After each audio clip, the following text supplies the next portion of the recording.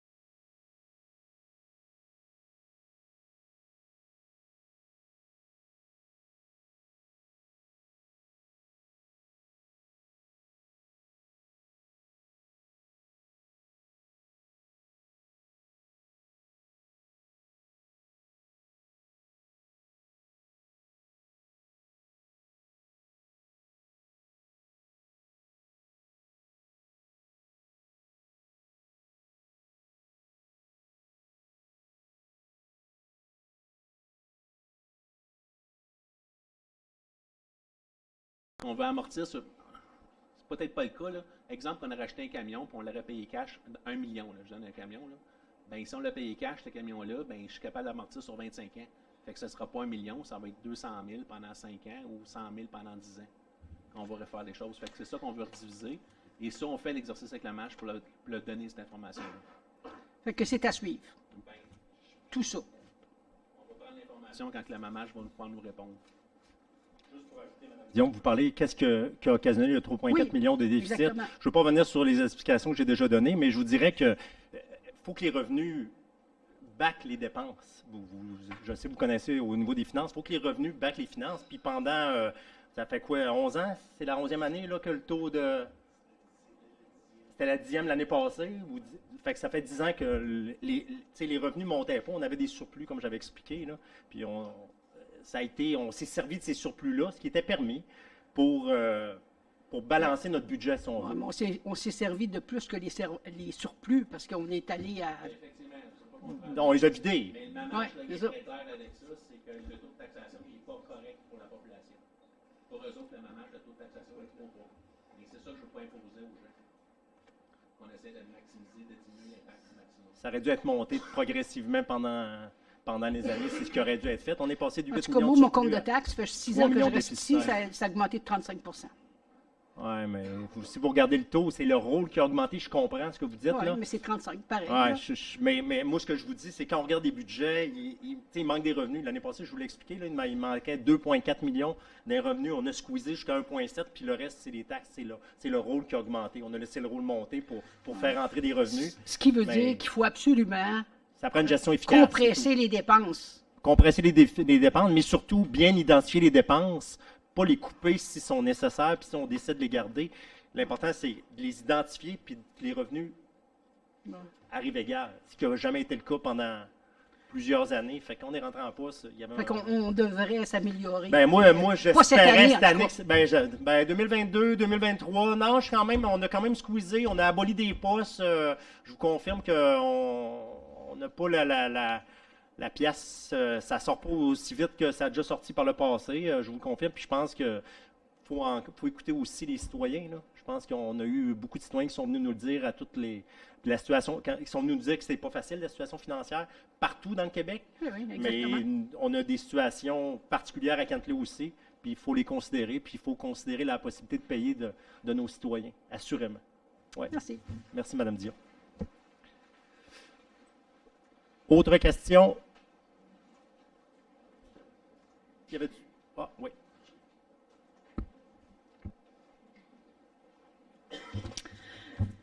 I explained in the last meeting.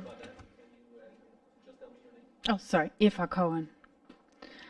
I explained in the last meeting how the decision-making and process of the expropriation threat to a farm has caused me to lose trust. In an effort to rebuild this trust, I would like to ask a few questions regarding our community, the urban plan, and our joint efforts of disaster mitigation. We have been living in Cantley for the last 20 years. We moved here because we love nature and the rural flair of the community. We see with the urban plan and the motion passed last meeting to accelerate the construction of thousands of low-income houses that the very reason we moved here is going to be changed dramatically in the very near future. Personally, we have not been asked if this is what we see as beneficial for Cantley, and I would like to understand your channels to communicate with Cantley residents and to get their input for what our community should look like and our tax dollars should be spent on.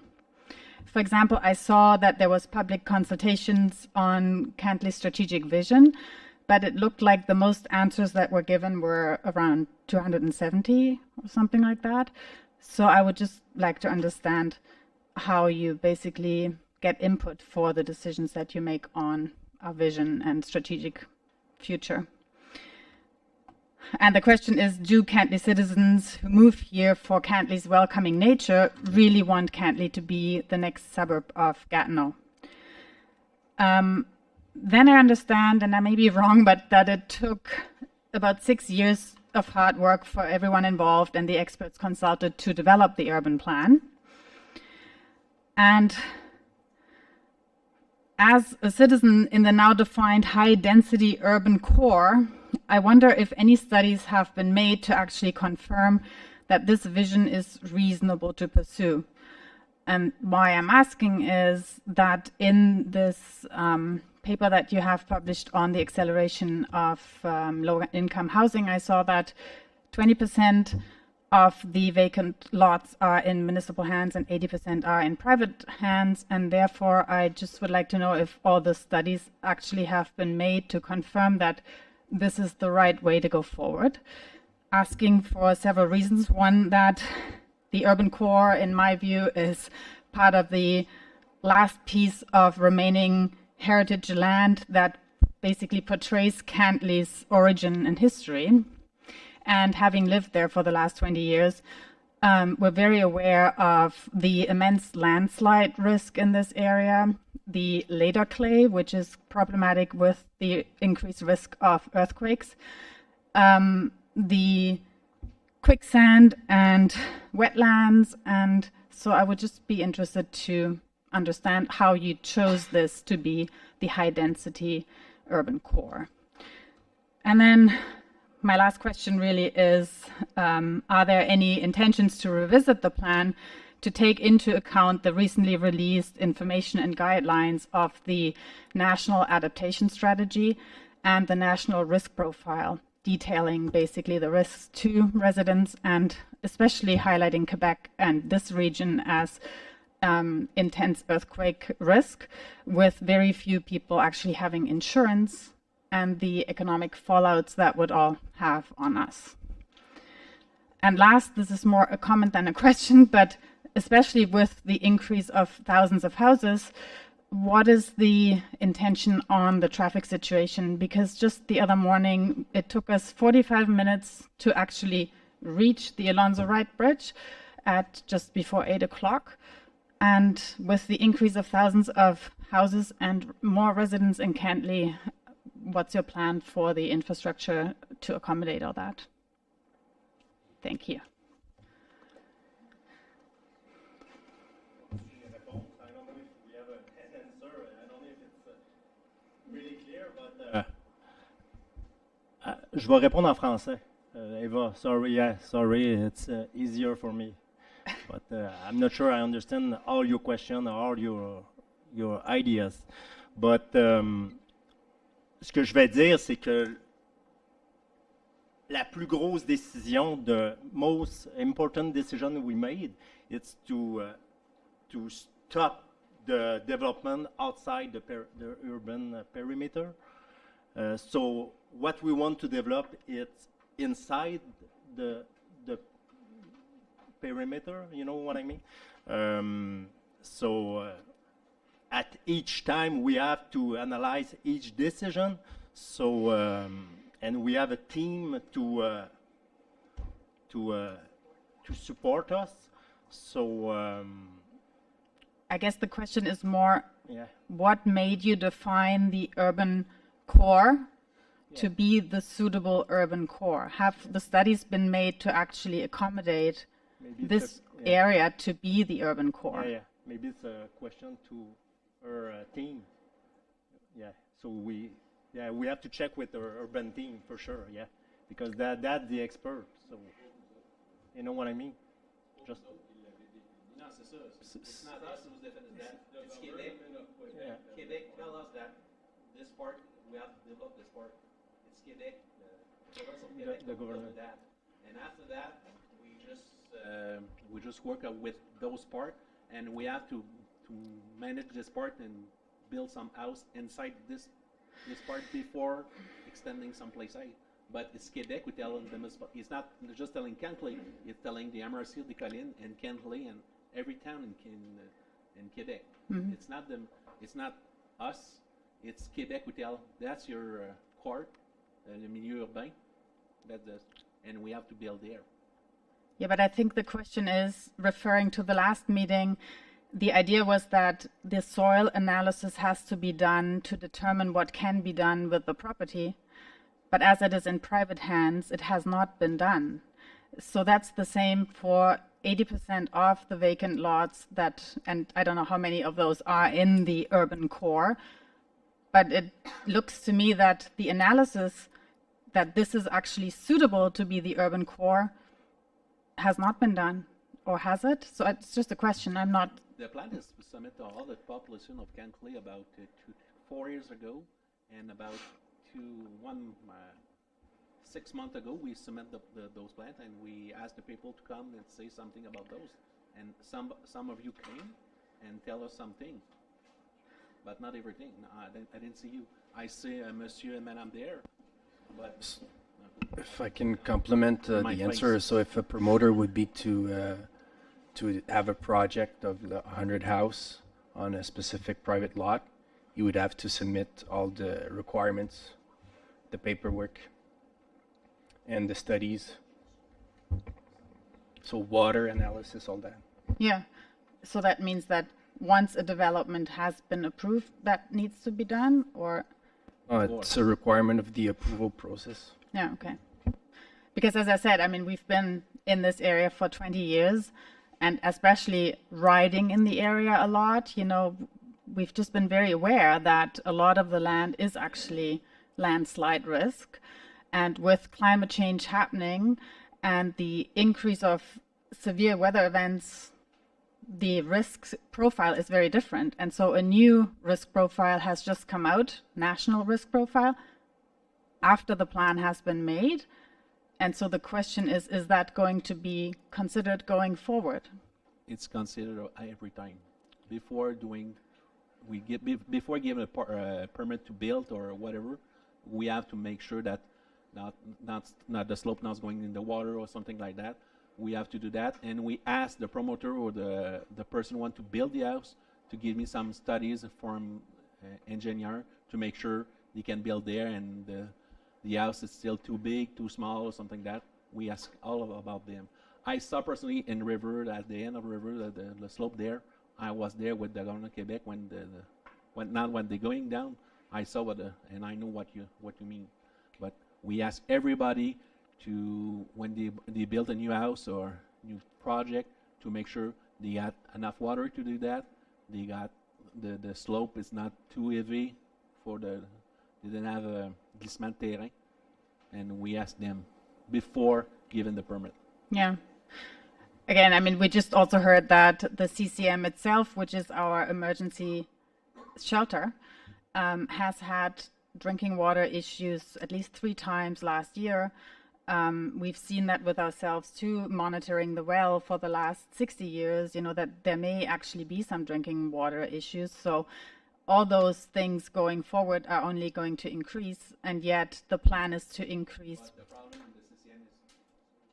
the problem with the CCM is before it doesn't work, it was closed for 2 years for the COVID, and that's the problem we have with the system of water. It's not when this summer we got no problem with that. All the kids here, the water is flushing every day. That's good. But if not working the CCM, we got a problem. We have to flush the tank more than one time a week, and that's we learn about that, and we have to do that. But the water it's still we can take it. It's not 100%. It's not 100% good, but it's 98 or 97%. But when we see that, we stop taking the water. We make sure about that. No, that's good to hear. But again, these are just a few Yeah. examples. But the big question is, with climate change being here and the effects being felt, is it the right approach to just explode the population of the community, or should we consider what the effects actually will be for us? That's a good question, and also we work now on the rules, urbanistic rules. So they're gonna support the urbanistic plan. We have 3 months to prepare it. So, and I understand your question at the end. Maybe it's the time to think maybe further than just. But it's you know it's all we have to think for everybody. So yeah. Yeah, But so I it would be understand your good to point. hear that you're going Yeah, to yeah. take it into account. So Yeah, I understand. good. Just Thank to you. Thank you. add on to that, the council is aware, and Mm-hmm. we heard this argument before about the water reserves. So about a year ago, we started to look at a study ourselves, if we could have an analysis on that too. So Yeah, I was just surprised with the landslide issue because I looked at the maps because I was surprised that this was what is the plan. And it looked like the recent updates that have been done by the Ministry of Transport have not been done in Cantley yet. So to me, that would be a first thing to do before allocating a specific area to be high density building. But that's just why I'm asking. Oui, vas-y, Nathalie. I would like just to translate first a little bit what was said. Donc, Madame Cohen pose d'excellentes questions par rapport au développement de notre noyau villageois. Les inquiétudes portent principalement sur la capacité de supporter une plus grande densité, puisqu'on n'a pas encore toutes les études qui ont été réalisées par rapport à nos aquifères, parce qu'il y a des zones aussi où il pourrait y avoir des glissements de terrain en raison aussi de la perspective de changement en lien avec les changements climatiques là, de nos sols, etc. Donc, bon, dans le fond, ça, c'est les questions. Donc, ce qu'on explique, c'est qu'il y a des études qui ont été faites et qu'on a demandé aussi qu'ils soient faites davantage, entre autres par rapport à nos aquifères. À ce propos, ben, il y a un an passé, c'est quelque chose qu'on a demandé, mais la demande a été renouvelée, entre autres à la MRC, là, pour avoir de l'aide, parce que ça coûte quand même beaucoup d'argent, là, pour qu'on puisse avoir un support financier pour faire ce type d'études-là, entre autres. Thank you for your questions. They're really good questions, and I think we are all concerned about the management and the developing of the core of the municipality. So it's really, really good questions. And I just wanted to point out in the financial report, one of the expenses we had to make this year are related to climate changes. So we need to focus on ways to adapt and take care of the community. So one of the suggestions I would like to make, I would like to talk more about it with you, but what I can suggest for now, if we can take time just to talk about your suggestions, and I would like to bring them to the environmental committee. I like to work with citizens, even if they're not on the committee, because it helps a lot, and we can do more analysis and go back to you and see how we can work together, because it's really what you point out. It's really important. So thank you very much. Thank you. That sounds very promising. Thanks a lot. Si je peux ajouter quelque chose, parce que madame aussi avait questionné aussi les logements abordables. Je pense que c'est important pour la communauté. J'ai vu année après année nos aînés quitter la municipalité à cause qu'ils ne peuvent plus prendre soin de leur grande maison avec un terrain d'un out, deux out. Fait que je pense que c'est important que ces gens-là aient une option. Puis aussi nos jeunes, au lieu de se retrouver à Gatineau dans des logements plus abordables, qu'il y ait une option de rester à Kentley s'ils veulent quitter le milieu familial. Fait que je pense que oui, c'est important d'avoir du logement abordable, d'avoir des options plus que d'avoir simplement des maisons unifamiliales.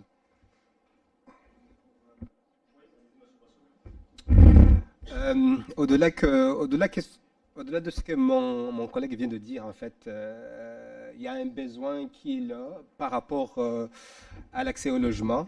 Mais au-delà de ça, je pense que la densification, c'est quelque chose de très, très important parce que ça nous évite justement à faire l'étalement urbain.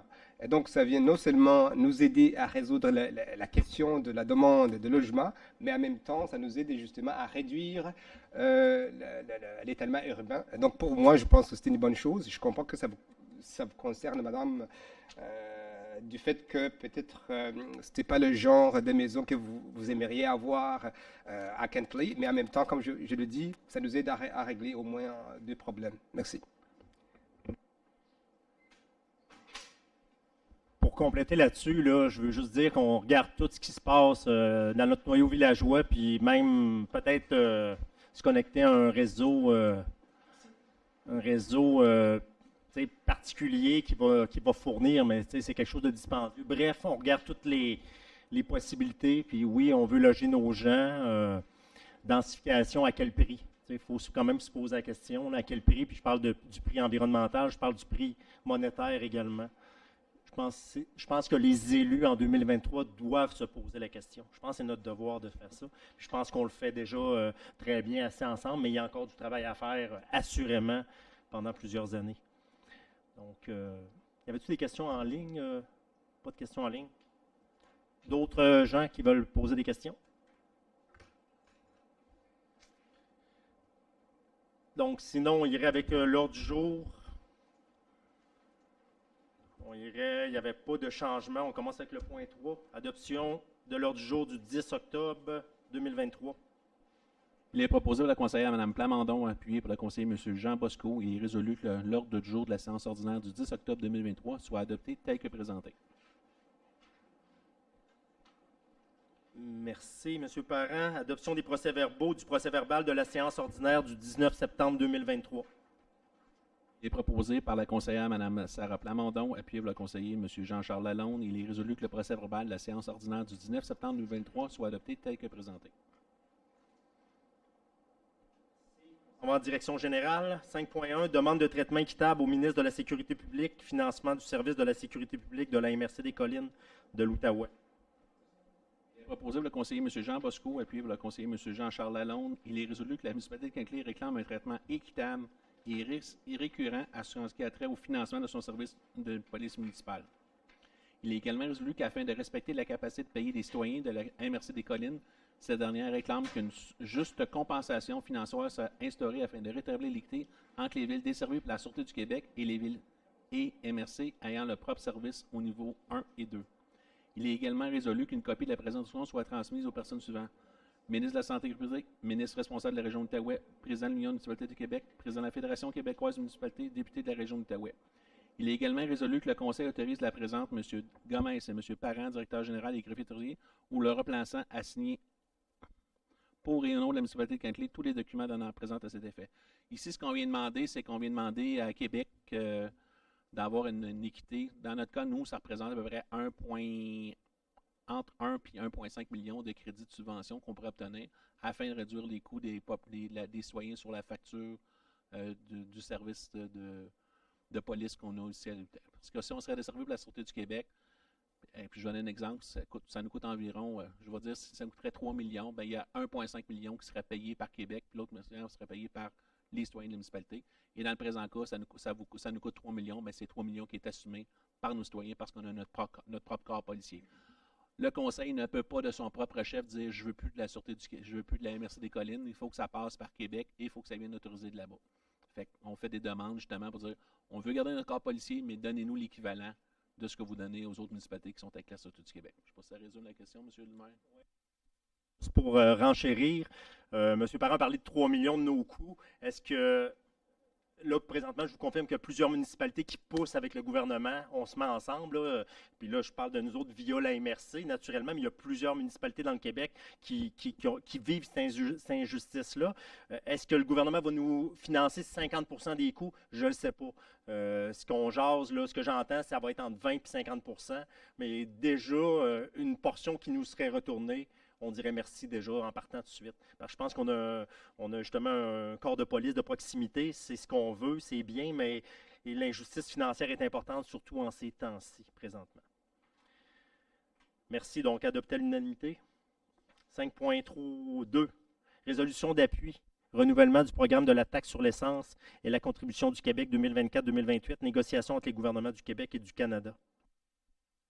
Il est proposé par la conseillère Mme Nathalie Bellil, appuyé par le conseiller M. Jean Bosco.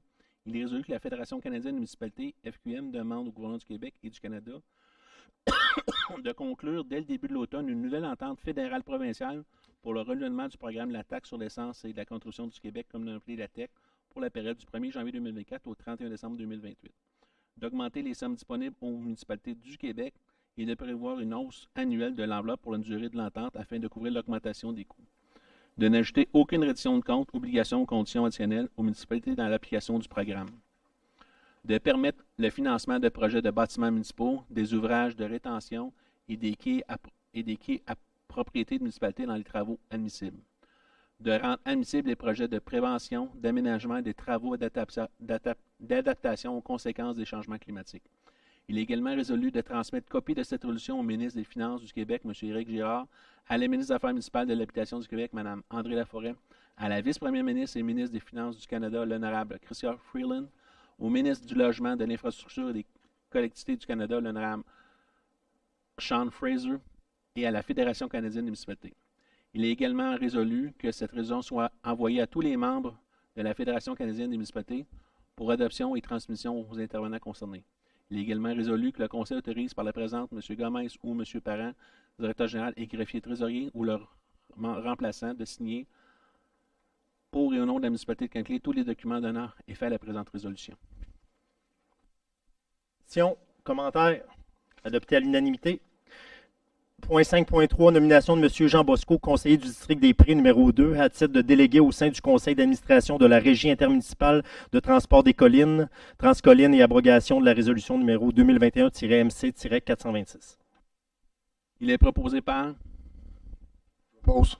M. Lalonde, appuyé par J'appuie. Mme Bellil. Il est résolu que le conseil désigne M. Jean Bosco, conseiller du district numéro 2, district des Prés numéro 2, à siéger à titre de membre délégué au sein du conseil d'administration de la Régie intermunicipale de transport des collines, RITC Transcollines. Qu'en cas d'absence ou d'incapacité d'y participer de M. Bosco, conseiller du district numéro 2, M. Gomez, maire, agira à titre de substitut. Que la présente résolution abroge à toute fin que le droit de résolution Que la présente résolution abroge à toute fin que de droit la résolution numéro 2021-MC-426, adoptée le 16 novembre 2021. Que la présente résolution soit transmise à la Régie intermunicipale de transport des collines, Transcollines, pour considération. Questions, commentaires, adopté à l'unanimité. 5.4, nomination de M. Jean-Charles Lalonde, conseiller du district des Érables, numéro 5, d'agir à titre de membre élu pour la municipalité au sein du conseil d'administration de l'organisme 307 net et abrogation de la résolution 2021-MC-430. Il est proposé par M. Jean Bosco,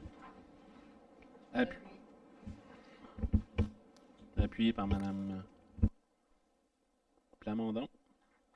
Il est résolu que le Conseil désigne M. Jean-Charles Lalonde, conseiller du district des Érables, à titre de membre élu pour la municipalité au sein du conseil d'administration de l'organisme 307 net. En cas d'absence ou incapacité de participer, M. Lalonde, Mme Sarah Plamondon, conseillère du district numéro 2, poursuivre son mandat à titre de membre élu substitut. Que la présente résolution abroge à toute fin de droit la résolution 2021-MC-430 adoptée le 14 décembre 2021, qu'une copie de la présente résolution soit transmise à 307 Net pour considération. Question, commentaire, adopté à l'unanimité. Ce qui nous amène à la greffe. Donc, les deux prochains. 6.1, exactement, la greffe. Donc, avis de motion. Avis de motion et dépôt du projet de règlement numéro 715-23, modifiant le règlement numéro 501-16, constituant le comité consultatif d'urbanisme, le CCU. Oui, donc Jean-Nicolas de Bellefeuille, du district 6 des Lacs, par la présente, dépose et en même temps donne avis de motion qui sera adopté à une séance subséquente du Conseil.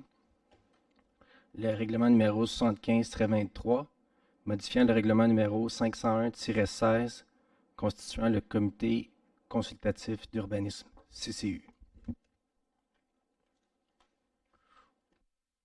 Dans le présent cas, ici, c'est pour modifier que le deuxième poste de vice-président soit donné à un élu d'office. Donc, présentement, le président du CCU, c'est un élu. Le vice-président, c'est un citoyen. Mais souvent, ça cause problématique parce que l'administration doit parler au président, au vice-président pour monter les horaires, pour monter l'ordre du jour, puis monter les documents. Et c'est plus simple avec les élus. Fait que le conseil voulait tout simplement s'assurer d'une transition pour ce poste-là. Ça ne change pas le nombre d'élus, ça ne change pas le nombre de conseillers, de citoyens participants.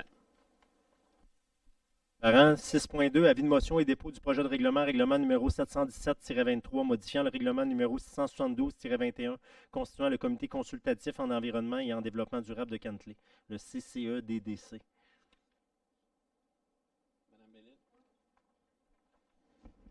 Oui, donc Nathalie Bellil, conseillère du district des Monts, numéro 1, par la présente, donne avis de motion et dépose le projet qui sera adopté à une séance subséquente du Conseil, le règlement numéro 717-23, modifiant le règlement numéro 672-21, constituant le comité consultatif en environnement et développement durable de Cantley, le CCE-DDC.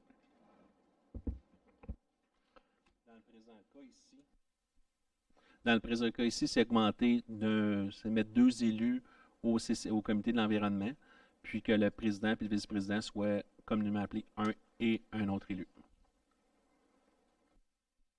Merci, M. Parent. 6.3, adoption du règlement numéro 718-23, modifiant le règlement numéro 492-16, décrétant l'imposition d'une taxe pour le financement des centres d'urgence 911. Il est proposé pour le conseiller M. Jean Bosco, appuyé pour le conseiller M. Jean-Charles Lalonde. Il est résolu que le Conseil adopte le règlement numéro 718-23, modifiant le règlement numéro 492-16, décrétant l'imposition d'une taxe sur le financement des centres d'urgence 911. Que le règlement doit, au plus tard, le 10 novembre 2003, être transmis pour approbation au ministre des Affaires municipales. Dans ce cas ici, M. le maire, c'est tout simplement pour s'assurer la taxation qu'on a tous sur l'utilisation de nos téléphones, sur les lignes privées ou cellulaires, d'un frais. Et c'est un montant uniformisé à travers la province. Donc, toutes les municipalités doivent passer cette réglementation, l'envoyer à Québec, puis qu'ils vont le publier. Et c'est un petit peu différent, malgré que c'est un règlement, on ne doit pas faire d'avis de motion, parce que c'est Québec qui nous demande de le faire et c'est Québec qui le passe dans la Gazette officielle. Si, M. Parent, on parle d'un coût de 52 sous par mois par numéro de téléphone. Oui, puis celui-ci sera indexé à chaque année. Naturellement. Merci, M. Parent. Ça nous amène aux ressources humaines. Donc, un point d'information, tableau des embauches et le mouvement de main-d'œuvre. Merci.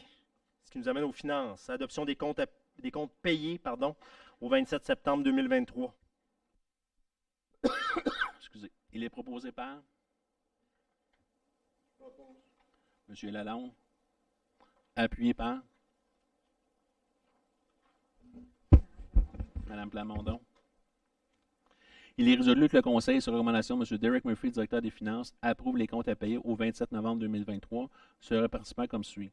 Un montant de 176 803 pour le paiement des salaires et déduction de la source, et un montant de 395 436 pour les dépenses générales, pour un grand total de 572 239 Questions, commentaires? Adopté à l'unanimité. 8.2. Adoption des comptes à payer au 28 septembre 2023. Il est proposé par M. Philippe. Normandin, appuyé par J'appuie. M. Jean Bosco. Il est résolu que le Conseil, sur recommandation de M. Derek Murphy, directeur des Finances, approuve les comptes à payer au 28 septembre 2023 pour un montant de 89 610 et 40 sous. Questions, commentaires, adopté à l'unanimité. Dépôt du rapport financier consolidé de la municipalité de Cantley, année 2022. Il est proposé par Philippe Normando, appuyé par Normandin. Excusez. Appuyé par Jean-Charles. Il est résolu que le Conseil accepte le dépôt du rapport financier consolidé dressé par M. Parent, directeur général et greffier trésorier pour l'année 2022. Que le Conseil accepte le dépôt du rapport des auditeurs indépendants sur les états financiers consolidés pour l'année 2022. Vous avez tous reçu une copie complète. Vous avez tous reçu aussi la présentation des vérificateurs. Les états financiers sont terminés avec les notions et ils vont être acheminés demain matin. Ils vont être affichés demain matin au ministère des Affaires municipales. Puis de là, voilà la suite de ce que je disais tantôt à Mme Dion. Si M. Parent, questions, commentaires? Je voulais juste ajouter pour les citoyens, le rapport financier est fait par des gens totalement séparés de nous. C'est une firme, on n'a pas un mot à dire, on leur donne les données, puis c'est eux qui travaillent avec ça. Ça fait que il n'y a pas de complaisance qui se fait avec les états financiers, c'est eux qui vérifient tout. Merci, M. Lalonde. Ce qui nous amène au point 8.4, rapport du maire quant aux faits saillants du rapport financier consolidé de la municipalité de Cantley et du rapport de l'auditeur indépendant, année 2022. Avant de l'approuver, il faudra vous le dire. OK, parfait. Oui, donc je vais lire. Je pense que c'est quand même important de prendre le temps de... C'est rare que je lis, là, j'aime pas trop ça lire, là, mais il y a quand même une couple de pages.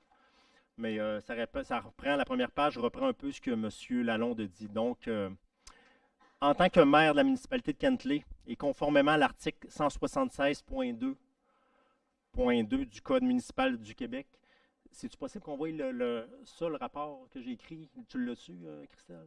Je ne sais pas si tu l'as pas. OK. J'ai le devoir de vous faire rapport sur la situation financière de la municipalité pour son exercice financier terminé le 31 décembre 2022. Donc, je vais lire et je vais faire un petit commentaire par la suite. Je me dois, entre autres, de vous faire part des faits saillants des derniers états financiers consolidés et du rapport de l'auditeur indépendant à leurs égards. J'ai également inclus dans le présent document un sommaire des principales acquisitions effectuées en 2022 quant aux immobilisations. Finalement, je fais état de la rémunération et de l'allocation annuelle des membres du conseil municipal pour l'exercice terminé le 31 décembre. Rapport de l'auditeur indépendant 2022, ce que M. Lalonde parlait.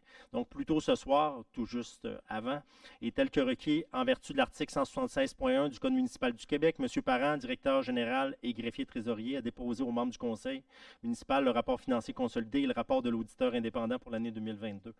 Ce rapport financier consolidé fut dressé par M. Parent et vérifié par les auditeurs indépendants de chez Raymond Chabot Grant Thornton.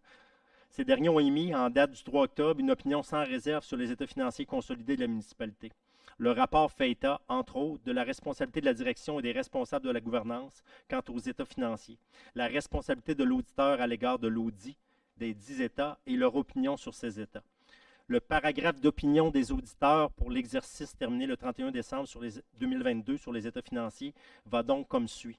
À notre avis, et là je cite les vérificateurs, à notre avis, les états financiers ci-joints donnent, dans tous leurs aspects significatifs, une image fidèle de la situation financière de la municipalité au 31 décembre 2022, ainsi que des résultats de ses activités, de la variation de ses actifs financiers nets, de sa dette nette et de ses flux de trésorerie pour l'exercice financier terminé à cette date, conformément aux normes comptables canadiennes pour le secteur public.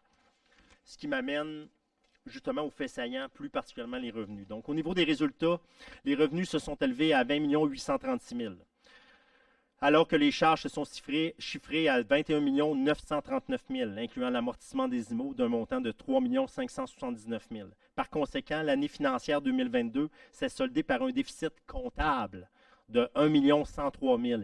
Ici, le déficit comptable, c'est important de le comprendre, il est augmenté rapidement avec l'amortissement comptable. L'amortissement comptable, c'est une dépréciation, une baisse de valeur de nos actifs les plus importants qui vont nous rapporter des avantages futurs. Donc, il y a des baisses de ces actifs-là.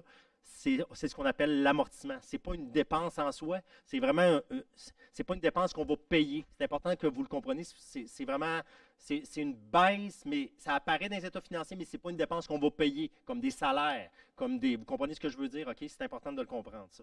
Donc, le déficit comptable, nous, ça nous donne une idée, mais c'est le déficit fiscal qui nous intéresse beaucoup plus. On va en parler un petit peu plus tard, ça ne sera pas long.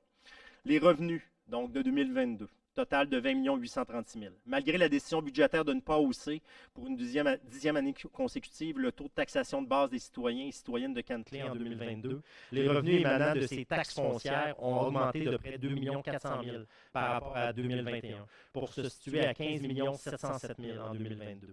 Cette hausse des revenus est principalement attribuable aux nouvelles constructions de domiciliaires naturellement et commerciales sur le territoire de Cantley, ainsi que la hausse marquée des valeurs au rôle d'évaluation suivant la pandémie et la hausse qui s'ensuivit du marché immobilier dans son ensemble. Je vous confirme que ces hausses-là de nos rôles d'évaluation vont continuer de monter dans les prochaines années. Je vous le confirme pour avoir discuté avec la MRC. Les revenus de fonctionnement 2022 incluaient entre autres des subventions de montant de 169 000 reçues dans le cadre du programme sur la redistribution aux municipalités des redevances pour l'élimination des matières résiduelles et de 352 000 en guise de compensation pour la collecte sélective des matières recyclables. La presque totalité des revenus d'investissement de l'exercice d'un total de 195 000 provient de la taxe sur l'essence. Les charges maintenant 2022. Donc, les charges montaient à 21 939 000. Les charges totales ont augmenté de près de 6,6 par rapport à 2021, soit une hausse d'un peu plus de 1 367 000 pour 2022. Voici la répartition des dépenses. Donc, je regarde là, rémunération et charges sociales, on parle de 6 11 188, 500 000 de plus que 2021. Biens et services, 7 259 566, on parle de 400 000 à peu près de plus que 2021. Frais de financement sur notre dette, 657 000, donc 30 000 de plus que l'an passé. Cote-part à des organismes municipaux, principalement à la MRC des Collines, on a mis une augmentation de 450 000 l'année passée, si je ne me trompe pas. Ici, la cote-part montait à 4 432 000. Ici, on parle principalement du service de police qui est financé au travers de ça. Et l'amortissement des IMO, on parle de 3 579 122. Donc, dans le 21 939 000, il y a 3 579 122 qui ne sera pas déboursé, mais qui va occasionner une baisse de la valeur de nos IMO au bilan. Les principales augmentations au niveau des dépenses salariales sont dues à la signature de la convention collective. Je vais revenir à ça tantôt, avec l'Association des pompiers et les premiers répondants de Cantley. Également l'embauche de journaliers, l'allocation de nombreux équipements lourds, ainsi que de nombreuses réparations majeures à la machinerie furent nécessaires afin de répondre aux nombreux chantiers de la voirie, ainsi qu'aux intempéries majeures qui ont eu lieu au cours de l'année 2022. Déficit de fonctionnement non affecté, ça c'est important. Ayant déjà un déficit de fonctionnement à des fins fiscales de 530 000 en 2022. Donc, le déficit fiscal est de 530 000 cette année en 2022. Donc, le déficit de fonctionnement non affecté est donc rendu à 3 900 000. Madame Dion, vous me parliez tantôt de l'année passée, on était à combien? Madame Dion, on était à 3,4 millions l'année passée d'accumulé. Donc, avec le 500 000 qu'on ajoute cette année, ça monte à 3,9 millions, okay, au niveau du déficit accumulé. L'administration municipale est présentement en discussion avec le ministère des Affaires municipales afin d'adresser ce déficit et d'étudier les avenues possibles pour combler rapidement ce déficit. Je vous confirme que la discussion avait déjà eu lieu à notre premier mois d'embauche, il y a 2 ans. Donc, avec le déficit de fonctionnement de 530 000 qui s'ajoute, bien là, la situation, je ne voudrais pas qu'elle se rempire parce que pour moi, 500 000, c'est un budget en équilibre. Là. Je tiens à vous le dire, des fois c'est 700 000 d'un bord, 500 000 de l'autre. Il y a des variations je vais vous dire les explications tantôt là, principales qu'on a déjà dit, mais pour moi, 500 000, c'est un budget en équilibre. Quand tu arrives avec un déficit de 2 millions, 3 millions, ça c'est autre chose par contre. Okay, donc, principale acquisition d'IMO pour 2022, on a parlé beaucoup des règlements d'emprunt. Donc, malgré tout juste sorti de la pandémie en la COVID 2019, les investissements en infrastructures municipales ont quand même été nombreux en 2022. Je vous explique les principaux travaux et acquisitions qui ont été réalisés pendant l'exercice. Donc, le gros, naturellement, on parle de 8 45 000. Donc, 8 millions, on va dire, on va arrondir le chiffre. Là-dessus, il y a 7 500 000 pour des travaux de réfection et de pavage des rues. Le reste, c'est plus des petits montants, donc panneaux et enseignes municipales. Le contrat qui avait été donné là, sous l'ancienne administration pour les 2 pancartes principales à nos entrées et sorties de Cantley, à nos parcs municipaux, donc on parle de 265 000. Finalisation des rénovations majeures de la maison des bâtisseurs, 106 000. Divers équipements, 69 000 au niveau des services incendies. Acquisition d'ordinateurs, 36 000. Divers équipements, aménagement de parc, 35 000. Divers équipements au niveau des services de travaux publics, 32 000. Donc, je vous dirais que le gros des immobilisations qui sont acquises dans l'année, c'est vraiment des travaux de réfection de rue. Puis je dirais des travaux de réfection de rue qu'une partie, on a eu des subventions. Je sais que là-dedans, il y a des ronds-points, il y a des choses qui devaient être faites, mais le gros, il y a eu des subventions. Puis je pense que le comité est de plus en plus conscient qu'on doit être comment je vous dirais, quand on avance une dépense, surtout des dépenses importantes comme ça, on veut s'attacher avec une subvention le plus possible. Et on finit avec la rémunération et allocation annuelle des membres du conseil. Donc, selon l'article 11 de la loi sur le traitement des élus municipaux, il faut mentionner dans le rapport financier annuel la rémunération et l'allocation de dépenses que chaque membre du conseil reçoit de la municipalité d'un organisme. Notez que ces données excluent les charges sociales. Donc là, 4 colonnes avec tous les noms des élus, etc., etc. Donc c'est dans le rapport. Le rapport va être publié demain. Donc vous avez la première colonne, rémunération municipale, allocation municipale de dépenses, rémunération de la MRC, puis vous avez un total. Donc, la rémunération municipale inclut le salaire brut, les jetons de présence aux comités municipaux et la prime de maire suppléant s'il y a lieu. Donc, je reviens un peu sur le déficit de 500 000. Principalement, c'est dû à deux choses. Le premier point, la nouvelle convention collective qui a été signée, qui nous a occasionné débourser autour de à peu près 375 000 $. Donc, quand même assez important. Puis, je vous dirais qu'au niveau financier, idéalement, on budgète ces montants-là. Donc, si le montant aurait été budgété depuis quelques années, je veux que vous compreniez qu'il aurait fallu aller chercher plus de revenus si on met ces dépenses-là. Donc, c'est une dépense, je vous dirais, extraordinaire dans le sens qu'elle n'était pas au budget. Mais on arrive avec cette dépense-là de 375 000. Idéalement, quand il y a une convention qui est signée là, bien, la prochaine convention est dans 4 ans. On devrait planifier des budgets au budget, un montant sur 4 ans, pour que quand on arrive dans 4 ans et on renégocie l'entente, on ne fasse pas un saut. Donc, c'est juste une question de mettre l'argent à chaque année pour l'avoir. Ceci dit, bien, vous comprenez que si on met ces dépenses budgétaires-là, bien, il faut augmenter les revenus qui vont en conséquence ou se resserrer la ceinture, naturellement. Deuxième point majeur, selon moi, c'est des locations d'équipements. On en a eu pour à peu près 160 000 en 2022. Puis je dis location de gros équipements qui ont permis à nos cols bleus de faire les travaux eux autres mêmes. Donc, de plus en plus, on s'en va en régie interne. Donc, ça coûte cher. Je vous le confirme, là, quand on va dans un système électronique d'appel d'offres, ça coûte cher. Les soumissionnaires montent les prix. Je ne vous dirais pas profit du système actuel, mais je vous dirais que les municipalités du Québec, qu'on est pris avec cette patate chaude-là qui sont les soumissions. Donc, il faut être innovateur, puis de plus en plus de municipalités retournent en régie interne. Quand j'ai en régie, c'est de le faire nous-mêmes. Donc, on est en train de regarder ça. Par le passé, ça coûtait trop cher. Là, c'est le contraire. Là, ça coûte plus cher d'aller à l'extérieur. Donc, non seulement on s'en va en régie interne, je vous confirme qu'on fait des partenariats avec les autres municipalités de la MRC des Collines également pour profiter des économies d'échelle. Donc, c'est vraiment les deux points. Juste, je parle de 160 000, je parle de 375 000. On l'a atteint, notre déficit, juste là. Donc, si on aurait budgété ces deux montants-là, location, c'était difficile un peu de le savoir, mais je fais juste vous dire qu'on serait peut-être arrivé avec 175 000 de déficit seulement, mais les revenus de taxes auraient compensé ça. Donc là, cette année, on n'a pas augmenté les taxes en 2022, mais on arrive avec un déficit quand même qu'il va falloir assumer en temps et lieu selon le ministère. Je reviens aussi sur ce que j'avais dit. J'espérais avoir réalisé un surplus cette année avec les abolitions, puis je vous l'ai dit, là, puis je suis très transparent. J'espérais vraiment avoir réalisé un surplus, pas un gros surplus, mais moi, 200-300 000, j'aurais été heureux. Mais avec ces dépenses-là, j'espère que vous comprenez que, puis on a fait plusieurs abolitions. On a regardé la machine interne, je vous dirais, puis on va le regarder encore, assurément. Mais sans ces abolitions de postes-là, le déficit aurait été largement supérieur. Là. Donc, on a, je vous dirais, minimisé l'impact de ces deux dépenses-là qui n'étaient pas budgétées. C'est ce que je vais dire par rapport à ça ici. Donc, je ne sais pas si quelqu'un d'autre du conseil d'autres choses. Oui, M. Lalonde. Oui, je voulais juste ajouter, pour que les gens comprennent, la raison que le salaire était si haut pour les négociations de conventions collectives, c'est que nos pompiers, quand on a fait puis M. Parent peut me corriger si je me trompe, là, mais nos pompiers sont sous-payés comparé à d'autres municipalités de la même grosseur. Fait qu'on a dû négocier pour les ramener à ce qui est la moyenne au Québec.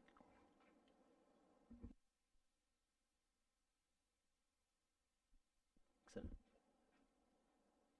Je regarde les autres, donc, autres commentaires, sinon... Oui. Juste, je sais que ce rapport-là est fait par une firme extérieure. Je ne sais pas si à l'interne, s'il y a des choses qu'on peut faire, parce que les gens attendaient ce rapport-là depuis longtemps. S'il y a des actions que nous pouvons faire de notre côté pour qu'on fournisse l'information, tout pour que les gens puissent savoir, pour que la firme extérieure puisse faire ce rapport-là, puis nous ramène tous, je pense que ça serait une bonne chose. Juste ce petit commentaire-là, parce que on parle du rapport de l'année fiscale 2022, on le reçoit au mois d'octobre 2023, c'est quasiment toute une année là. C'est pourquoi peut-être les citoyens commencent à dire « Hey, il y a des choses qui ne sont pas claires là ». Donc si il y a des choses qu'on peut faire à Les choses qu'on l'interne. va faire, mais on a aboli des postes à l'interne, entre autres la directrice adjointe. Donc, ça nous a causé un problème majeur avec ça. Fait que la morale de cette histoire, c'est qu'il faut remettre des sous supplémentaires pour faire cet exercice-là, ces éléments-là, pour avoir l'état financier plus vite. Par contre, je n'essaie pas de défendre la machine, tout simplement ça, mais il n'y a aucune pénalité pour la municipalité de produire l'état financier plus tard. Ce qu'on a eu présentement, c'est qu'on a fait quand même un coût d'un salaire de directrice adjointe au complet, mais on a reçu les états financiers plus tard, puis il n'y a pas d'impact sur le financement, il n'y a pas d'impact sur absolument rien.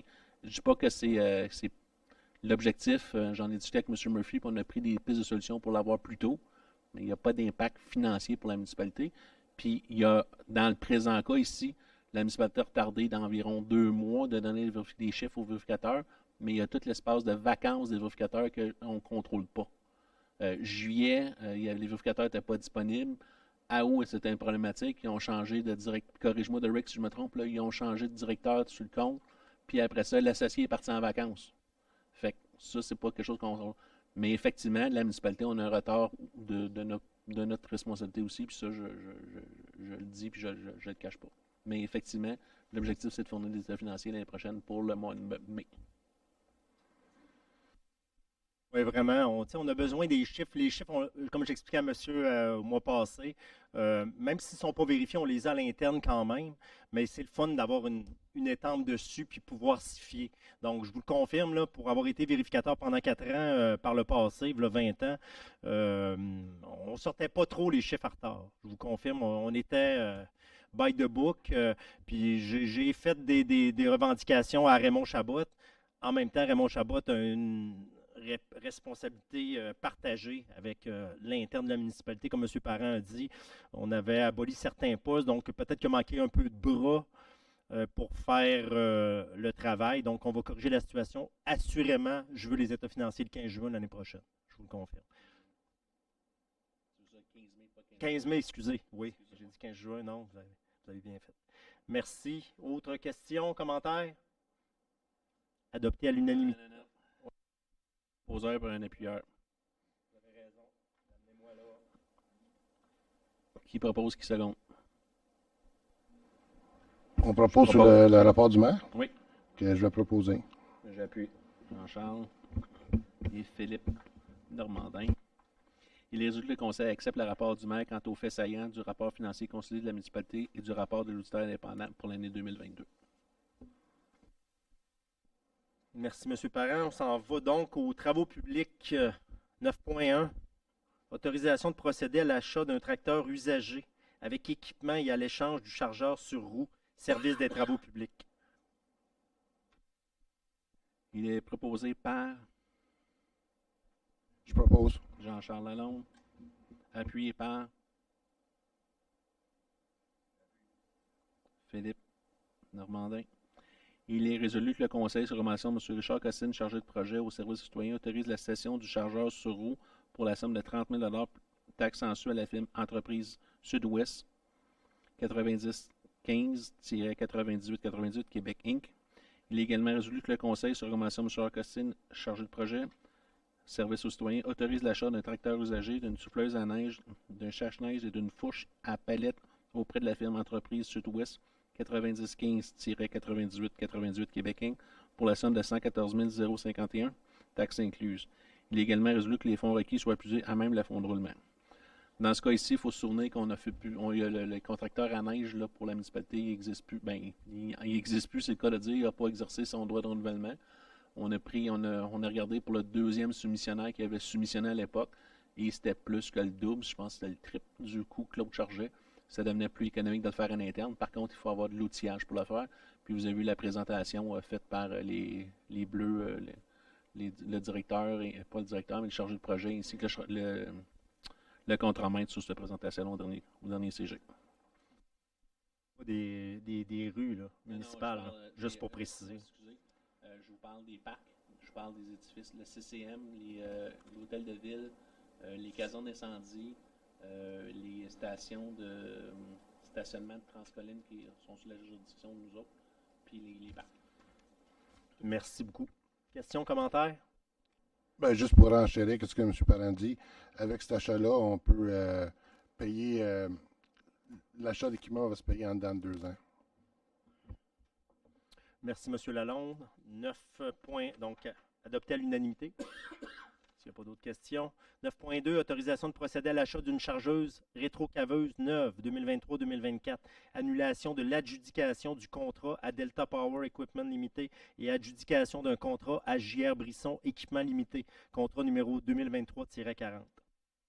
Il est proposé le conseiller M. Jean-Charles Lalonde, puis le conseiller M. Jean-Nicolas de Bellefeuille. Il est résolu le conseil sur recommandation de M. Richard Costine, chargé de projet service citoyen, annule le contrat avec Delta Power Equipment Limité et octroie le contrat à JR Brisson Équipement Limité au montant de 218 527 taxes en su pour l'achat d'une chargeuse rétrocaveuse neuve 2023-2024, contrat numéro 2023-40. Que les fonds requis soient puisés à même le règlement d'emprunt numéro 716-23 suite à l'approbation du règlement d'emprunt par le ministère des Affaires municipales de l'Habitation La Mamache. Je ne veux pas rentrer dans les détails, là. Hein? C'est pas une super bonne idée. Mais pour les citoyens, rapidement, on avait donné le contrat le mois passé, donc on le cancelle, on en donne un autre. Rapidement, je fais juste dire ça, là, parce que je ne veux pas rentrer dans les détails. Il pourrait y avoir d'autres conséquences, peu importe. Là. Okay? Donc, mais on a fait nos devoirs, je vous confirme à l'interne, on est très, très, très à l'aise dans ce qu'on fait aujourd'hui. Autre question, commentaire? Adopté à l'unanimité, merci. 9.3, autorisation de dépenses et de paiement, réparation majeure sur la niveleuse, contrat numéro 2023-42. Le conseiller Jean-Nicolas de Bellefeuille appelé le conseiller M. Jean-Charles Lalonde. Il résout que le conseil sur recommandation de M. Richard Costine, chargé de projet, service aux soins, autorise la dépense et le paiement au montant de 149 580 taxes en su à la firme Brand Tractor Limited pour les travaux de réparation majeure sur la niveleuse utilisée par le service des travaux publics, contrat numéro 2023-42. Que les fonds requis soient puisés à même le fonds de roulement. Donc, vous voyez une autre dépense sur de l'équipement lourd. Écoute, on met la barre haute là. Je ne veux pas vivre dans le passé, mais je vous dirais qu'avec les nouveaux achats, il y en a quand même eu une coupe dans les derniers mois. Je pense que c'est important d'entretenir ce qu'on a. C'est important de connaître ce qu'on a, premièrement, puis après ça, de savoir faire l'entretien journalier, hebdomadaire, mensuel, pour être capable d'éviter ce genre de réparation-là qui nous coûte une fortune actuellement. Là. Donc, y avait-tu d'autres questions, commentaires? Oui, M. Lalonde. Je voulais ajouter que cette réparation-là est beaucoup moins dispendieuse que d'acheter un nouvel équipement. Ça fait que le châssis est encore bon, ça fait qu'on change la mécanique de l'engin. Oui. Merci, M. Lalonde, de la précision. Donc, adopté à l'unanimité. 9.4, demande de délai supplémentaire pour exécuter les travaux inclus dans l'aide financière du programme d'aide à la voirie locale, volet redressement et accélération, réfection du chemin Fleming, résolution numéro 2022-MC-294.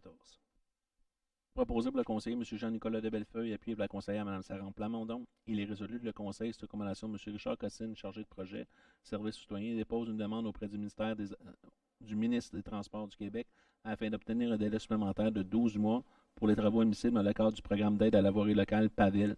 Volet redressement et accélération pour les travaux de réfection du chemin Fleming, dossier, en tout cas, il y a un numéro là, XGY48723, numéro de fournisseur 68331. Dans ce cas-ci, c'est les travaux sur Fleming, on est en train de faire des servutures de drainage, puis c'est de faire aussi arranger le chemin sur Fleming, mais on va le retarder d'un an tout simplement à cause de la situation.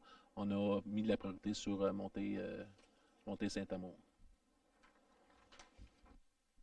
Merci, M. Parent. Question? Commentaire? Adopté à l'unanimité? 9.5. Avis de motion et dépôt du projet de règlement. Règlement numéro 719-23, modifiant le règlement numéro 697-22, établissant les taux de taxes et la tarification des différents services pour l'année 2023. Lequel des membres du conseil veut aller à la lecture?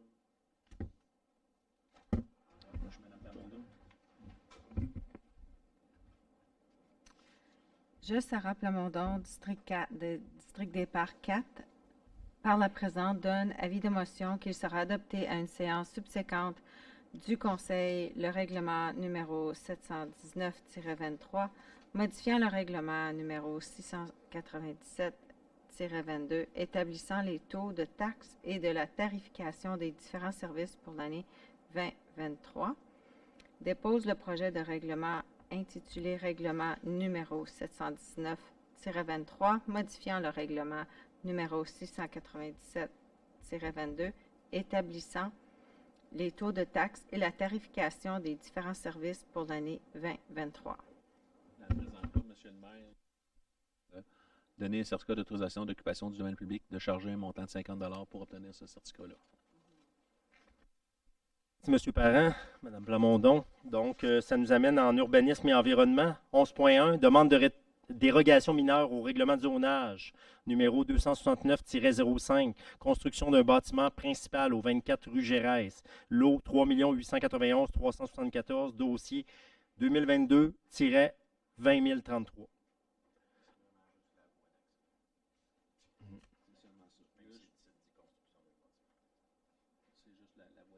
Pour le permis de la construction. Et dans ce cas ici, je vais juste le valider avec si vous êtes d'accord avec comment j'ai entendu. Monsieur Bellefeuille, vous voulez toujours proposer? Oui. Monsieur Bosco, vous voulez toujours seconder? Oui. Il est proposé par Monsieur de Bellefeuille, appuyé par Monsieur Bosco.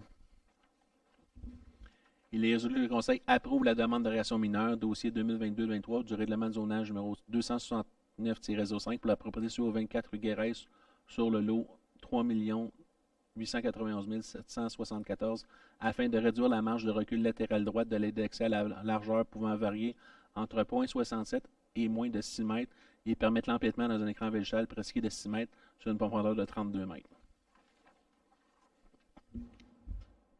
Question? M. Lalonde. Bonjour, M.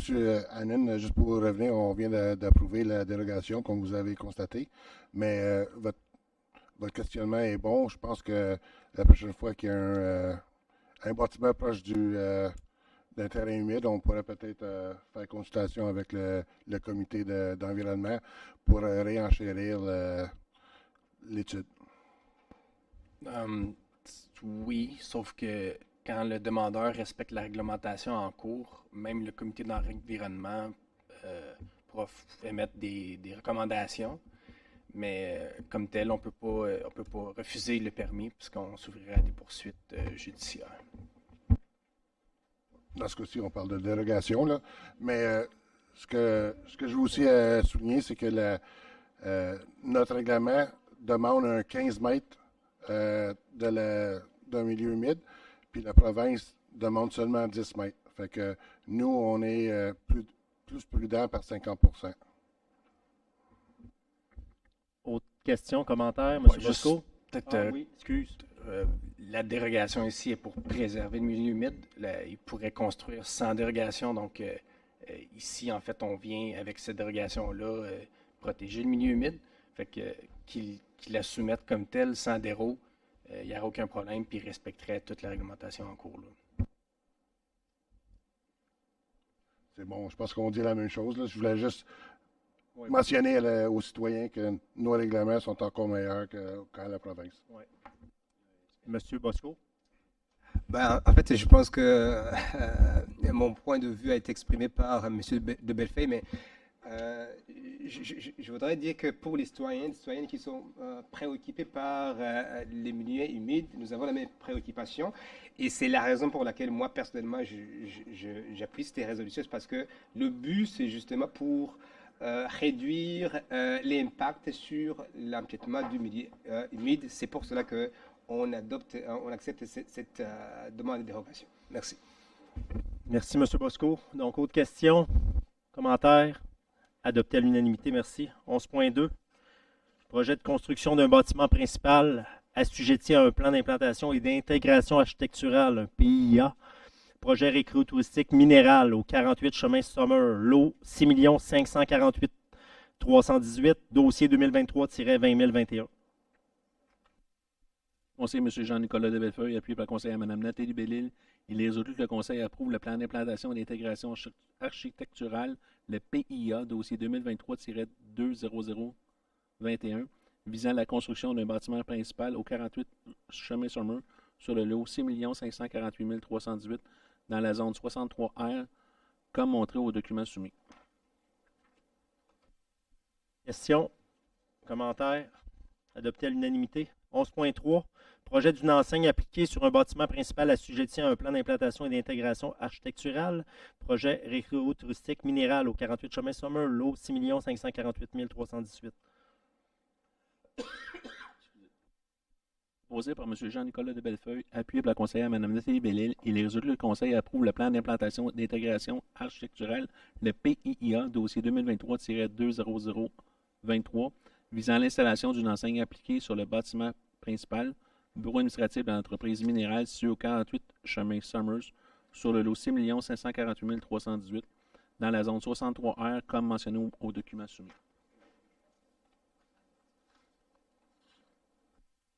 Merci, M. Parent. Question, commentaire? Adopté à l'unanimité. 11.4. Projet pilote visant à réduire l'utilisation de fondants dans le cadre des opérations de déneigement des chemins dans le secteur du quartier Blackburn.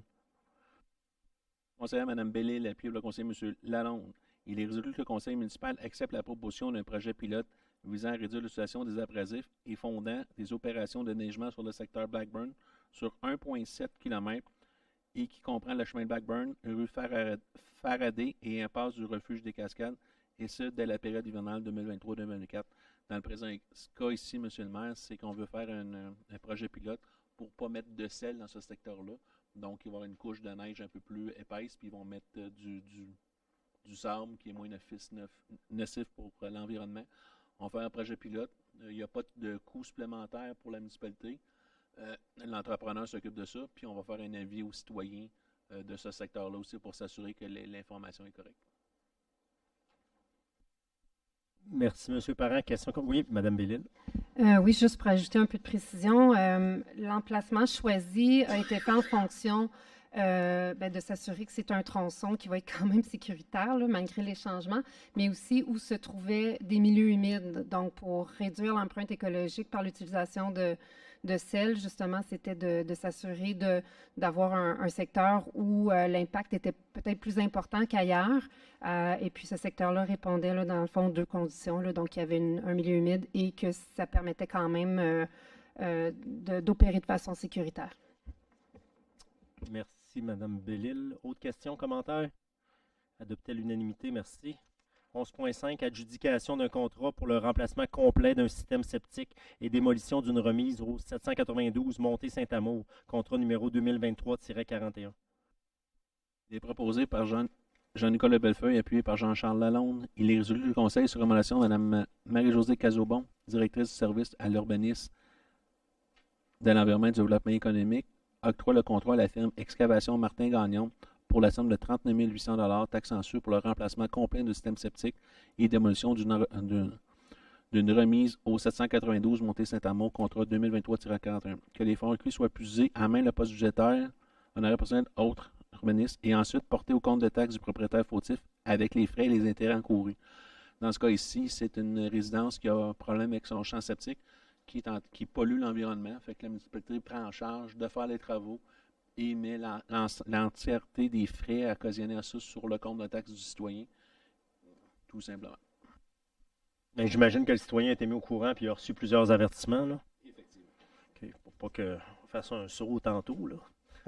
Merci, M. Parent. Question, Puis, commentaire? somme toute, je pense que le montant est quand même dans le raisonnable ou les sommes qu'on peut s'attendre. Ben, c'est ton talent d'invitation avec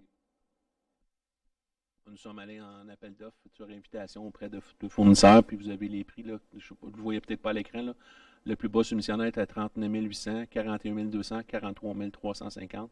Puis l'autre n'a pas soumissionné dessus, fait qu'on l'a donné au plus bas qui est 39 800, qui était à peu près les chiffres estimés qu'il y avait.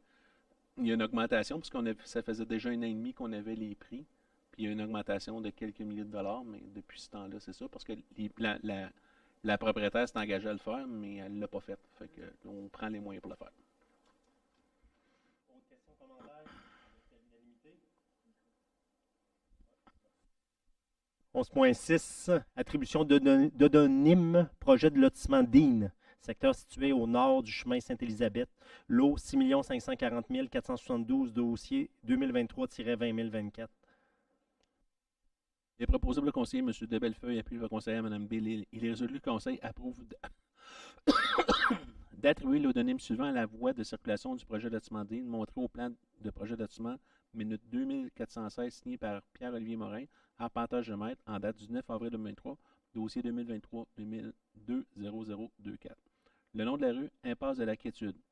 Pour la voie de circulation projetée, composée d'une partie du lot 6 540 472, d'une longueur approximative de 120 mètres. Cette recommandation est consignée à la Commission des toponymies du Québec d'émettre un avis technique favorable à cet odonyme proposé. Excusez, M. le maire. Dans ce cas-ci, nous avons du bonheur des prés, des paix et impasse de sérénité. Fait que c'est pour ça qu'ils ont décidé de proposer impasse de la quiétude. Merci, M. Parent. Question, commentaire? Adopté à l'unanimité. 11.7, nomination des membres élus au sein du comité consultatif d'urbanisme, le CCU, et abrogation des résolutions numéro 2021-MC 420, 2022 MC 147 et 2022 MC 275. Il est proposé par Mme Blamondon. J'appuie. Jean-Nicolas de Bellefeuille.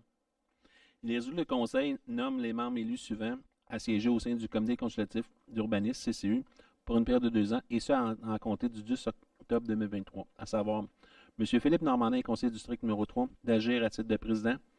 M. Jean Bosco, conseiller du district des prix numéro 2, d'agir à titre de deuxième élu, vice-président. De M. Jean-Charles Lalonde, conseiller du district numéro 3, d'agir à titre de membre substitut. De M. Jean-Nicolas Bellefeuille, conseiller du district 5, de Lac 5, agite à titre de membre substitut, et ce, en cas d'absence de M. Lalonde, conseiller du district numéro 5 des Érables. Que la présente résolution abroge à toute fin de droit les résolutions numéro 2021-MC 420, 2022-MC 447, 2022-MC 275. Question, commentaire? Adopté à l'unanimité. 11.8, nomination de Mme Sarah Plamondon, conseillère du district des Parcs numéro 4, à titre de deuxième membre élu au sein du comité consultatif en environnement et en développement durable de Cantley. Il est proposé par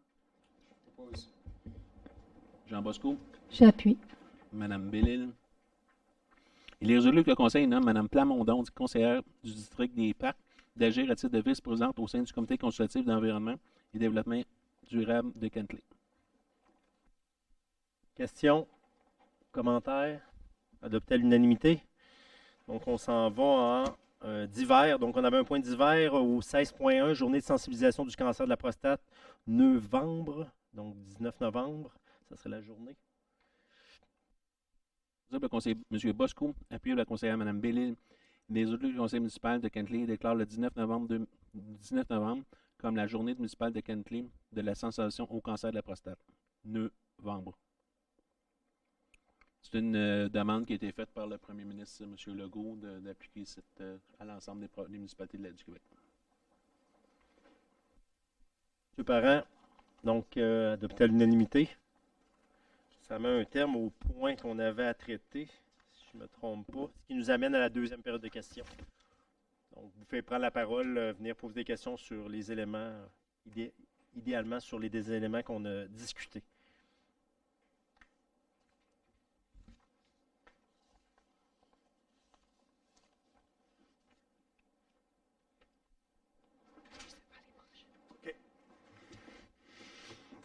Good evening, Mr. Mayor, councillors. No numbers tonight. No numbers, okay? My name is Keith Potter, 76 Rue Maple. Keith Potter.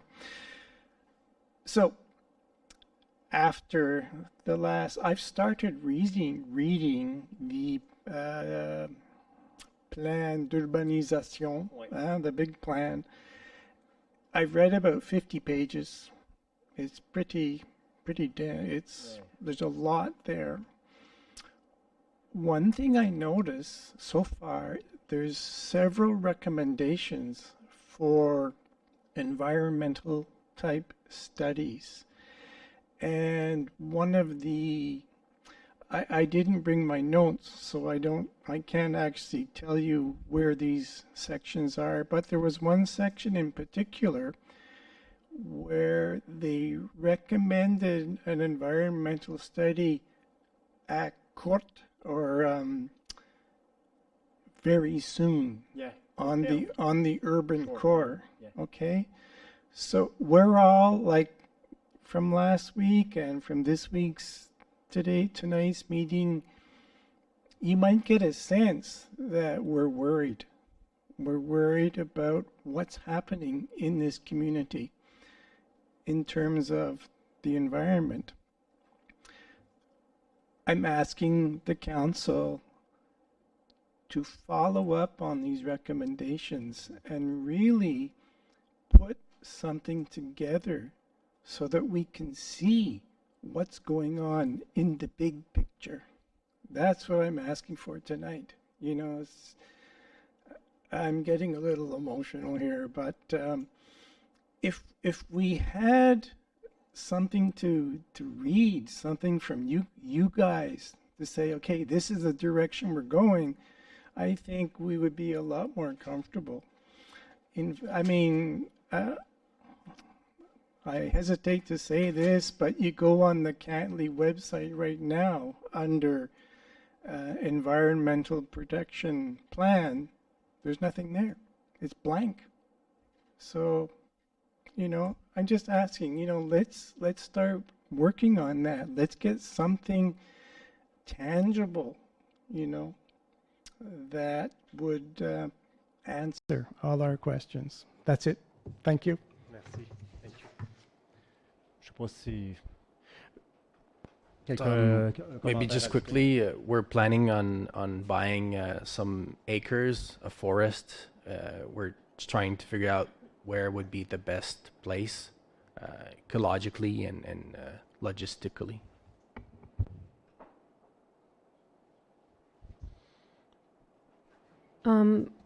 We're working to be able to have more information about our environment, the biodiversity and water.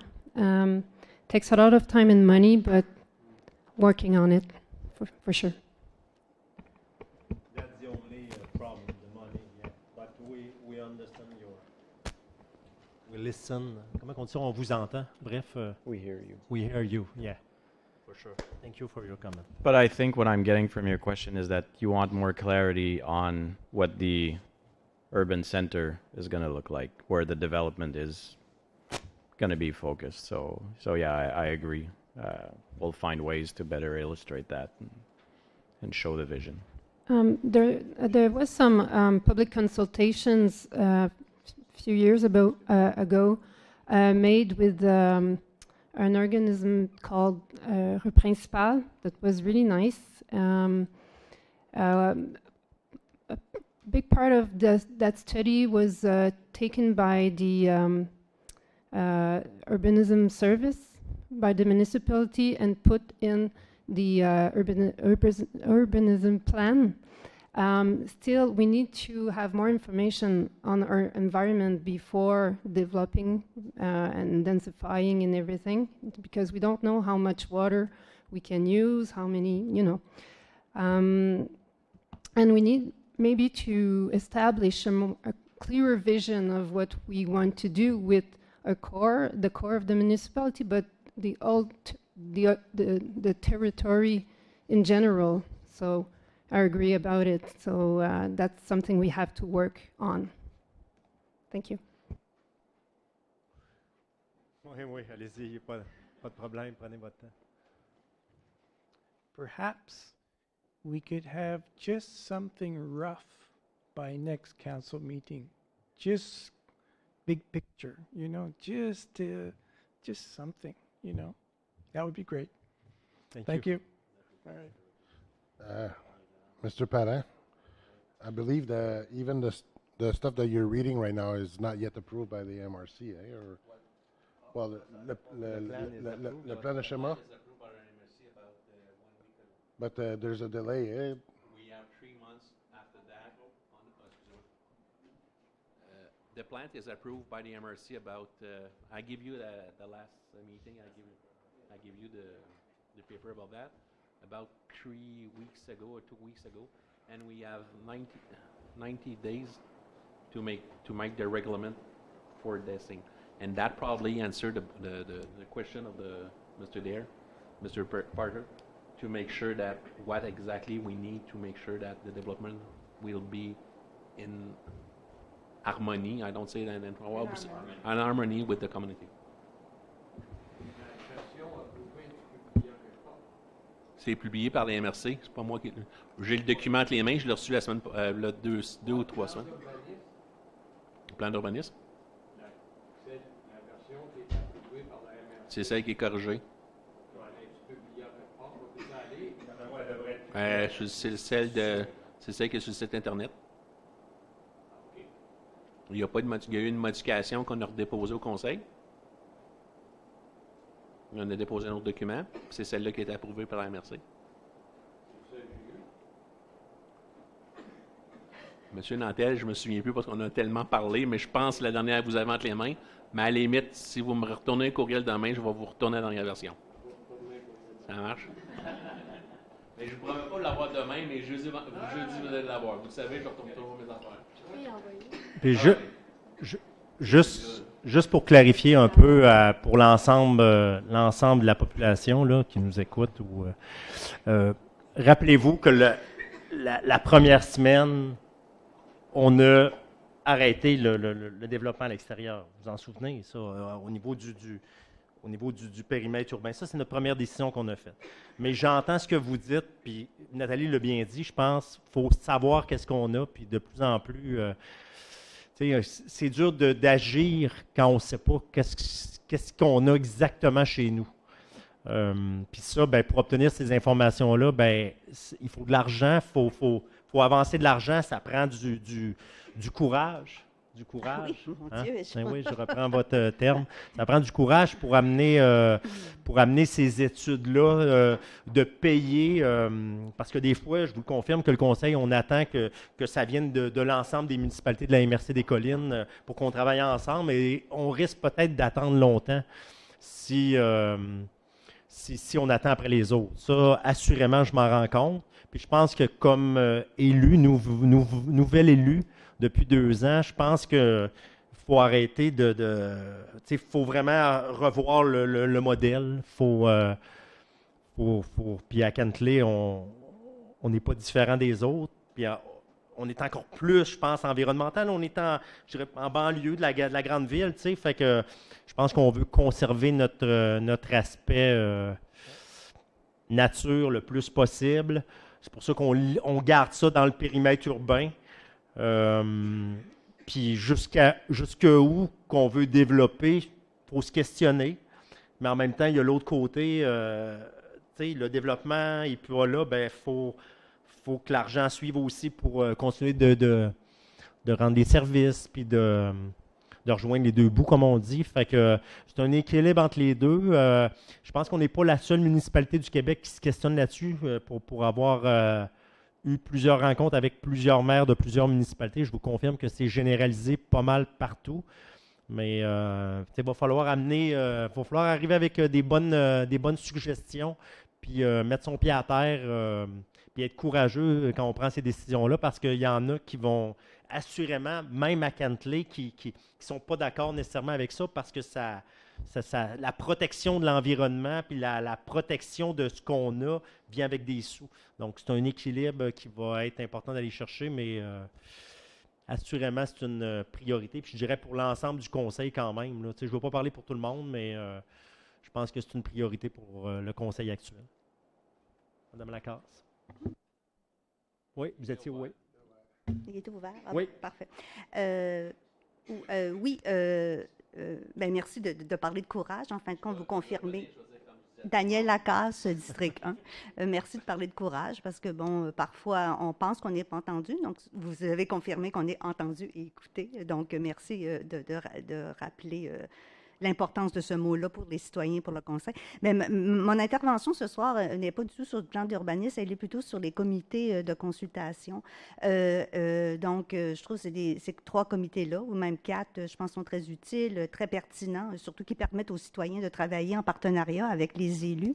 Par contre, ma question est, comment ça se fait que les délibérations de ces comités-là ne sont pas rendues publiques, à moins qu'ils sont sur le site web et moi, je ne les ai pas trouvés.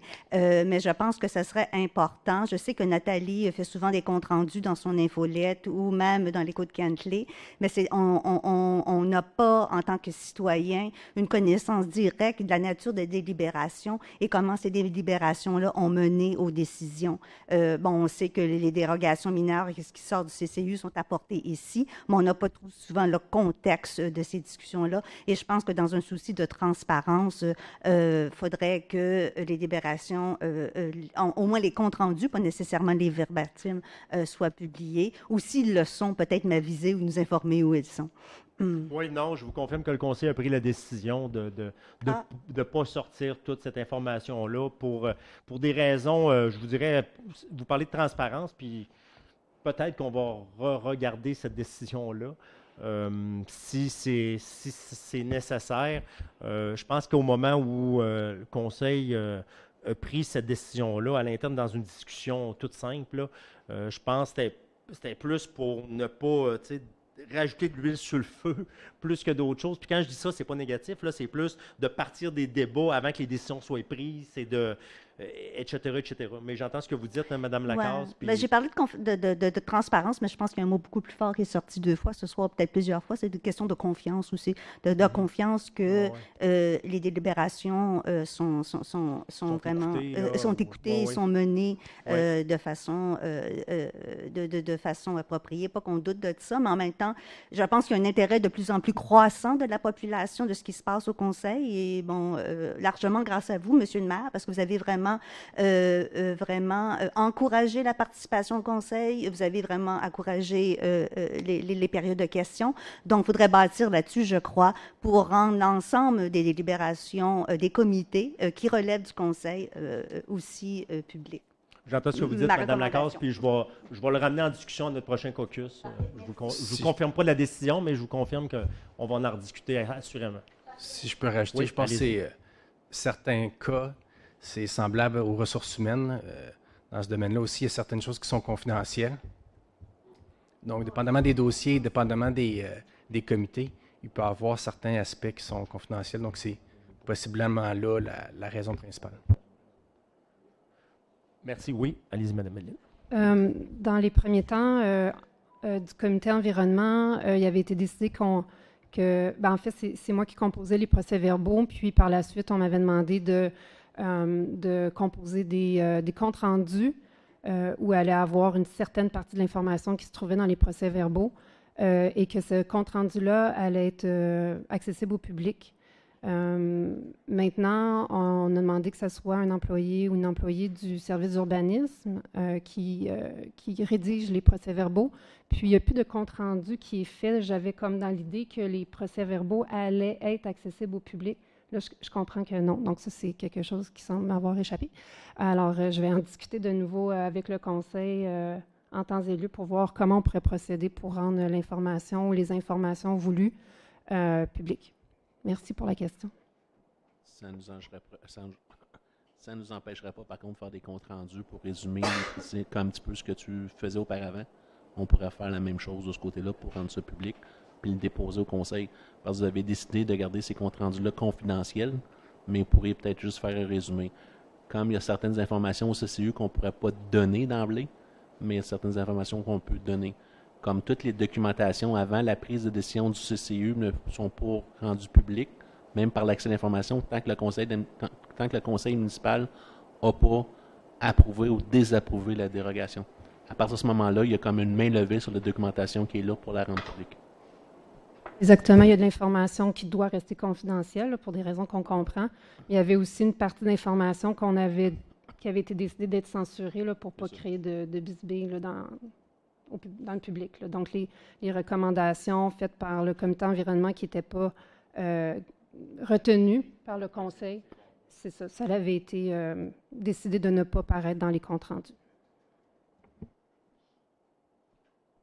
Merci pour ces ajouts d'informations. Donc, s'il n'y a plus de questions, on est rendu à la parole aux élus. Monsieur de Bellefeuille. Oui, je remercie le service d'urbanisme pour leur coopération ces dernières années à améliorer le service aux citoyens, puis aussi à ajouter de la flexibilité qu'on avait de besoin. Monsieur Lalonde. Premièrement, comme ça a été dit par plusieurs citoyens, je trouve que c'est important l'implication citoyenne. Vous êtes toujours les bienvenus à venir ici puis à discuter. On ne va pas toujours être d'accord, mais au moins on ne va pas se parler puis se respecter à la fin de la séance. J'aimerais aussi porter attention, l'Halloween s'en vient. Fait que soyez vigilants pour la soirée d'Halloween. Conduisez prudemment. Sachez que il y a beaucoup de précieuses personnes qui vont marcher les rues. Fait que faites attention à ça parce que je pense que notre jeunesse est très importante. La sécurité de tous aussi. Je voulais aussi mentionner, merci pour votre service, M. Nicolas de Bellefeuille. Je pense à 4-5 années au CCE. Je me rappelle bien, 3-4 au moins, je dirais, oui. Ouais, merci. Merci pour votre travail. Merci pour votre travail au CCE. Madame Plamondon. Bonsoir tout le monde. Non, pas pour moi ce soir. Merci. Madame Bellil. Oui, alors, par rapport au comité environnement, donc dans les travaux qui sont faits en ce moment, on est en train de finaliser en fait la politique de mise à niveau des installations septiques. On avait encore un peu de travail à faire avant de le présenter au conseil municipal pour son adoption. Donc ça, c'est à venir très prochainement. Dans la perspective maintenant de la protection justement de nos milieux naturels afin d'atteindre notre cible de 51% de nos milieux naturels pour 2030. Il y a plusieurs initiatives qui sont faites de la part du Suédé que je félicite, puis de mon côté aussi, là, en collaboration, bien entendu. Et dans cette perspective-là, je voulais juste mentionner que je vais essayer de me présenter au rendez-vous de la biodiversité organisé par le Credo le 27 octobre. C'est pas que je ne suis pas incertaine de vouloir y aller, je suis juste incertaine de pouvoir y aller parce que le nombre de places est limité, là, donc j'attends de savoir s'ils m'acceptent. Et puis sinon, il y a un sommet aussi, le sommet EVO, organisé aussi par le Credo sur l'énergie verte, la transition là, énergétique et tout ça, là, le 17 novembre, où je devrais pouvoir aller sans problème. Sinon, je reviens aussi sur l'Halloween, parce que ça arrive bientôt. Donc, je vous encourage, c'est chacun d'essayer d'éviter le suremballage comme on peut, parce que c'est pas évident à l'Halloween. C'est une fête quand même où il y a de la surconsommation là, assez facilement. Je vous invite aussi à essayer d'acheter local autant que possible, puis bien sûr d'être prudent sur les routes, à l'Halloween spécialement, parce qu'il y a plus de gens qui circulent sur les chemins. Il fait noir, mais je vous invite aussi à être prudent et vigilant, peu importe l'heure de la journée, peu importe la route. On entend encore fréquemment des problèmes au niveau de la circulation là, sur nos routes. Les gens font beaucoup de vitesse, puis ça cause beaucoup de soucis à plusieurs personnes. Donc, voilà, je vous remercie. Bonne soirée. Merci, Mme Bellil. Monsieur Bosco. Oui, merci tout le monde pour être présent ici, poser des questions, puis aussi ceux qui sont en ligne.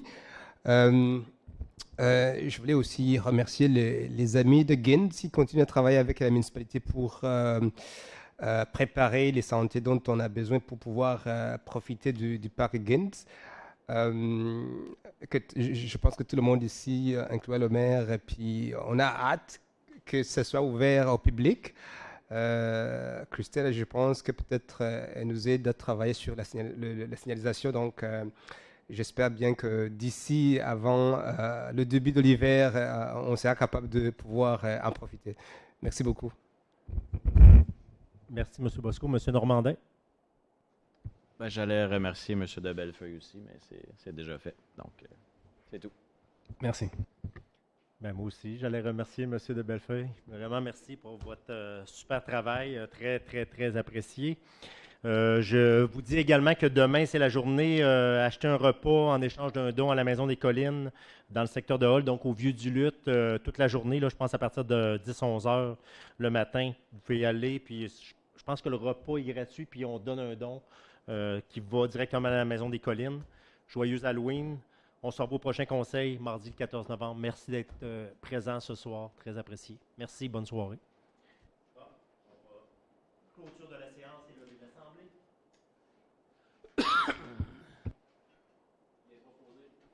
Il est proposé par Mme Plamondon, appuyé par Mme Bellil. Il est résolu que la séance ordinaire du Conseil municipal du 10 octobre 2023 soit levée à 20h56.